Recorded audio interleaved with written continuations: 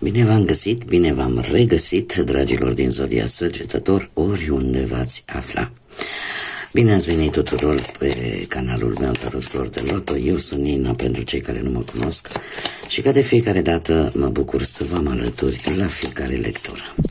Azi voi face lectura generală pentru prima perioadă a lunii octombrie, mai precis perioada cuprinsă între 1 și 5 octombrie inclusiv, așa că toți cei care aveți soarele, luna, Venus, ascendentul, oricare alt aspect astral important pentru voi din harta voastră natală și care are legătură cu Zodia Săgetător, această lectură este de asemenea și pentru voi.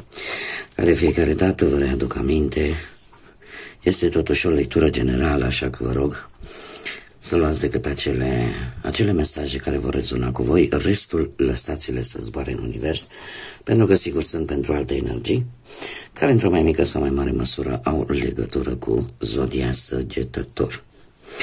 Haideți să vedem pentru început ce situații ne prezintă cărțile cu rune. Să vedem.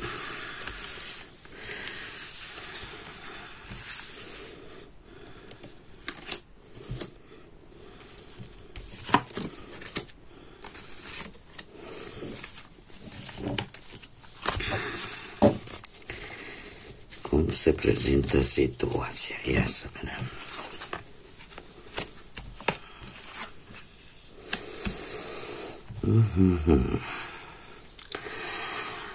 Dragii mei dragi, posibil ca o anumită călătorie ori să se fi schimbat ceva la ea, ori o mișcare care cumva, aș zice, v-a cam dezechilibrat un pic.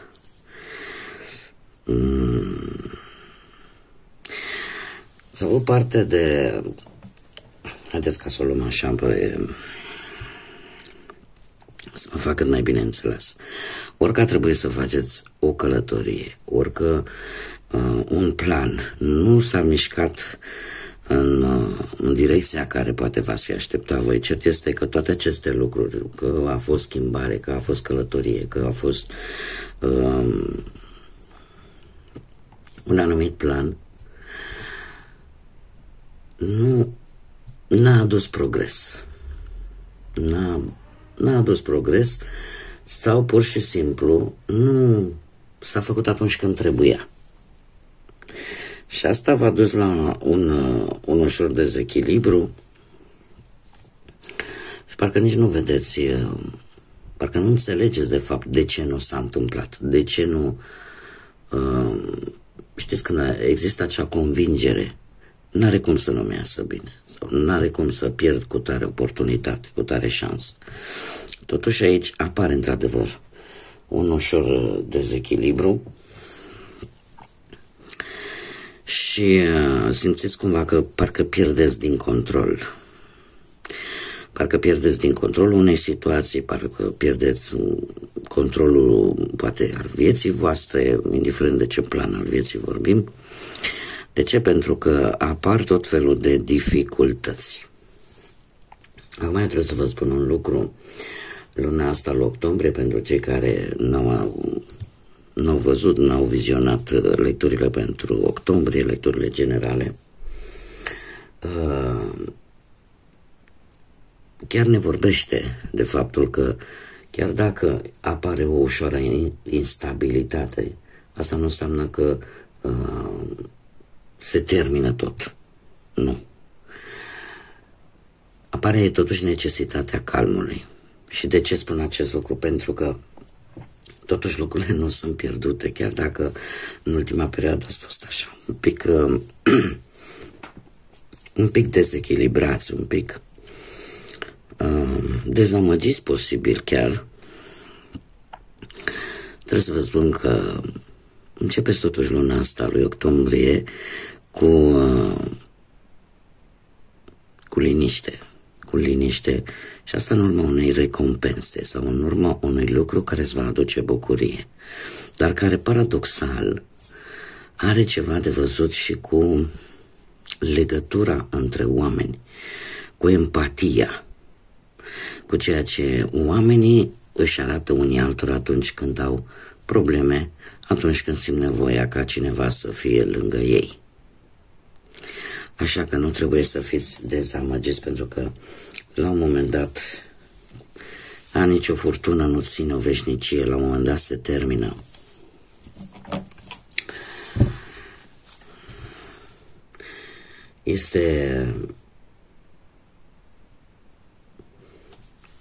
Imaginați-vă că aici avem, exact cum am mai spus, o furtună, practic.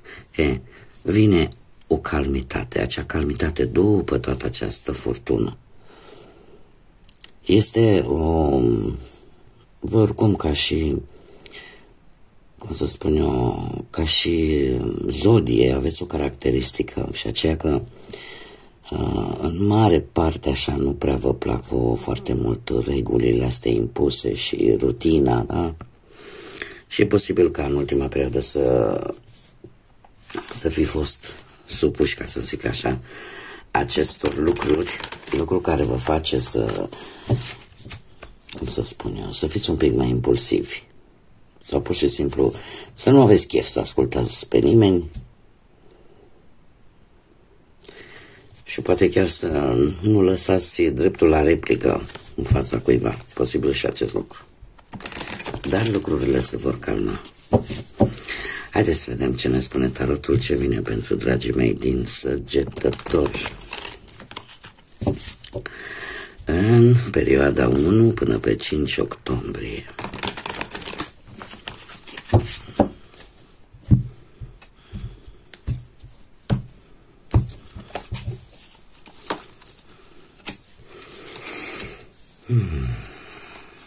Uite, încet, încet, da, încet, încet vă reveniți, dragilor. Haideți să vedem. Și acum aflăm și despre ce probabil că este vorba aici, de ce ați spus voi așa. Necăjiți, supărați, dezamăgiți. Haideți să vedem. Deci, viața voastră în general în acest moment, nu știu dacă are legătură sau nu cu Zodia Vărsător, dar îmi vorbește de speranță, îmi vorbește de, cum să zic eu, de acea încredere în tine. Acea încredere în tine că poți merge înainte. Posibil cât de curând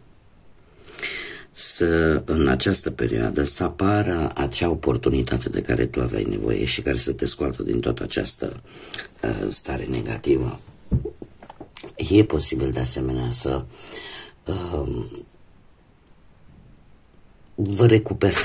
vă recuperați în primul și în primul rând încrederea în voi și de asemenea, foarte important, pentru că avem aici și un înger, da? Să vă recuperați și credința în partea spirituală, în divinitate, în, nu știu, fiecare acum în funcție de ce credință are. Ceea ce nu este rău deloc. Ce poate fi contra voastră în această perioadă? Mare atenție la o energie care poate sau nu să aibă legătură cu zodii de foc, la fel ca și voi, Berbec, Leu sau chiar Săgetător. Poate să fie o energie din exterior, dar de asemenea puteți fi și voi.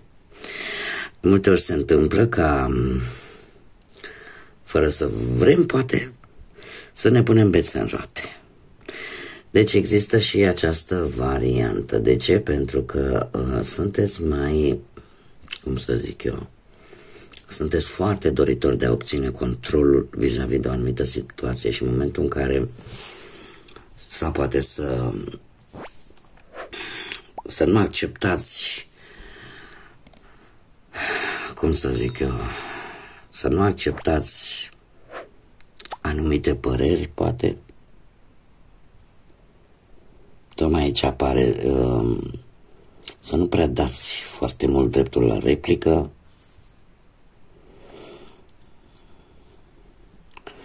E ca și cum eu zice că impulsivitatea poate juca un rol negativ pentru voi, dragilor. Așa că mare atenție în această perioadă cu impulsivitatea. Încercați să vă folosiți de calm, încercați să aveți grijă la comunicare, de asemenea. Da? Adică cu răbdarea trecem marea și încercați să vă păstrați calmul. Dacă vorbim de o altă energie din alte zodii care pot avea legătură cu zodiile de foc, Berbec, Leu sau chiar Săgetător, mare atenție că nu este o persoană care se lasă foarte ușor învinsă. Este cineva care, un personaj foarte dominant, foarte decis. Eu aș zice că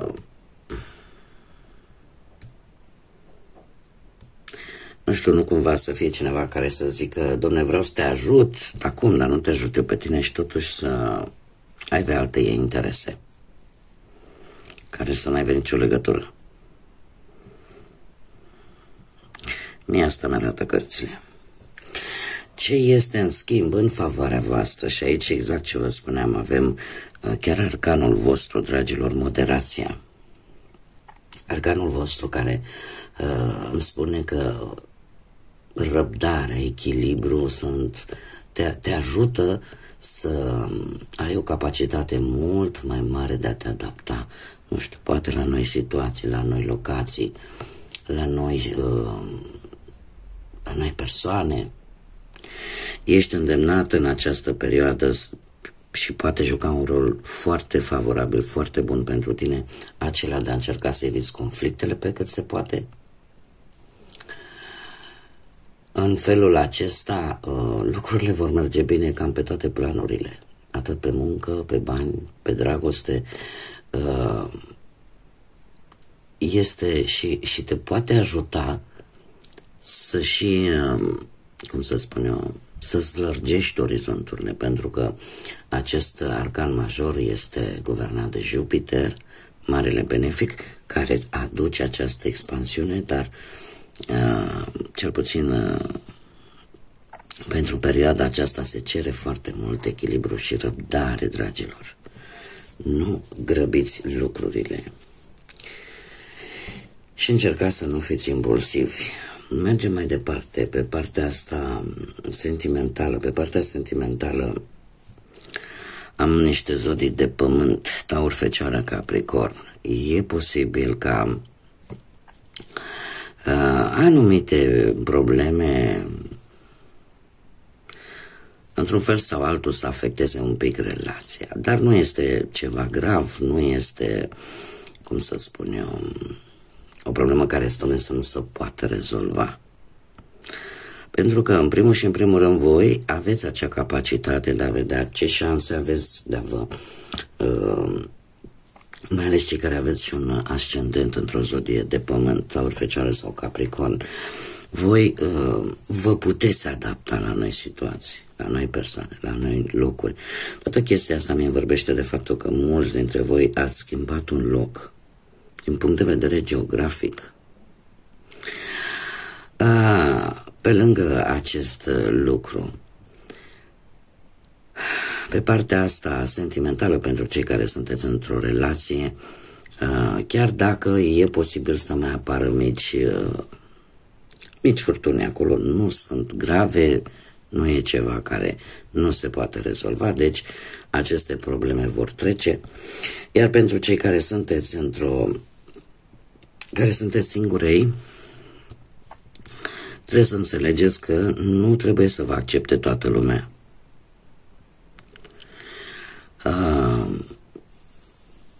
Frumosul între oameni este că nu suntem toți la fel. Asta e partea cea mai interesantă, cea mai frumoasă, paradoxal. De ce?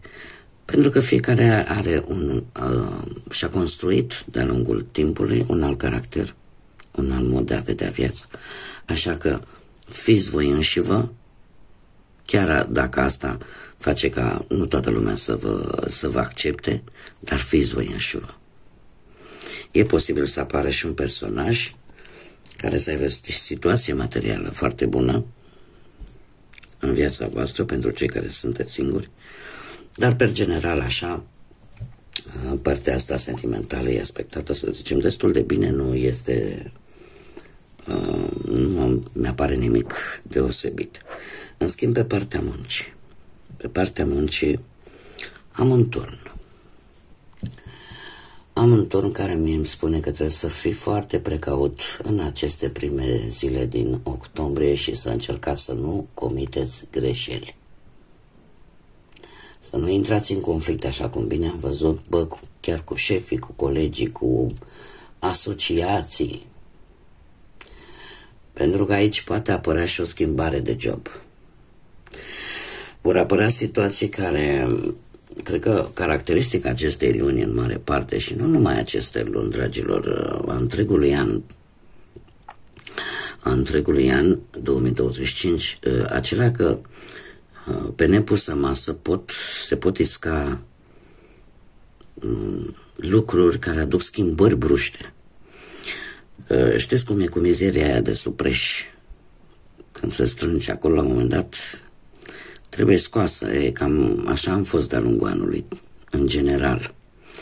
Și la voi un moment în care cumva se încearcă să se scoată această mizerie de supreș, tocmai pentru a curăța. Problema este că voi trebuie să încercați să nu, nici să le creați, nici să participați, da? Sau să puneți gaz pe foc la aceste conflicte.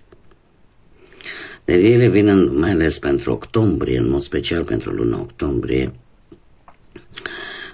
da, pentru că avem acel Jupiter în quadratură cu Chiron, care asta